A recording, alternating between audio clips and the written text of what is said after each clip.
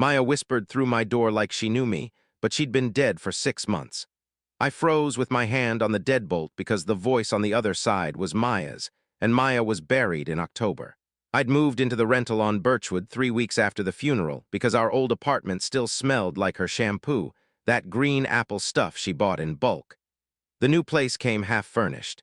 A sagging green couch, a kitchen table with one short leg, wallpaper the color of old tea. Just me and a leaky radiator hissing in the dark, and a stack of unopened sympathy cards next to a coffee maker I'd never plugged in. I kept the curtains drawn and the porch light burning all night. I ate cereal standing up over the sink. I stopped answering my mother. My phone lived face down on the windowsill, buzzing every few hours with calls I let die. Then on a Tuesday, around 2:14 in the morning, the kind of hour where the street goes so still you can hear your own pulse, and the fridge sounds like a freight train, somebody knocked 3 soft times on my front door. Not pounding, patient, like they had all night, and a voice I had not heard in 6 months said, "It's me. Please let me in, I'm cold."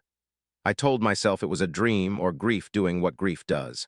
I stood in my socks on the cold tile, holding my breath, waiting for the knock to come again so I could prove it wasn't real.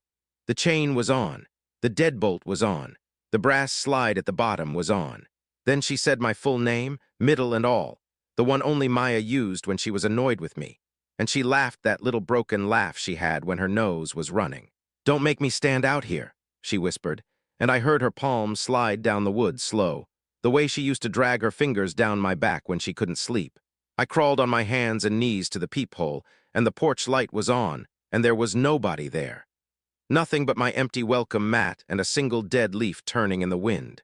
I pressed my ear to the door and she was still talking, closer now, like her mouth was right against the seam, and the wood felt warm against my forehead, like a real body was breathing on the other side. She told me she knew about the box I'd taped shut and shoved behind the water heater, the one with her letters in it. She told me she knew I'd kissed her sister at the wake, behind the funeral home, while the rain came down sideways and the organ music leaked out through a cracked window. Nobody alive knew that. Then almost kindly she said, "Open the door, baby. I want to show you what really happened that night on the bridge." My hand was already turning the lock before my brain caught up, and that's when I heard the second voice behind her, a man's voice, saying my name too. "Follow so you don't miss part 2.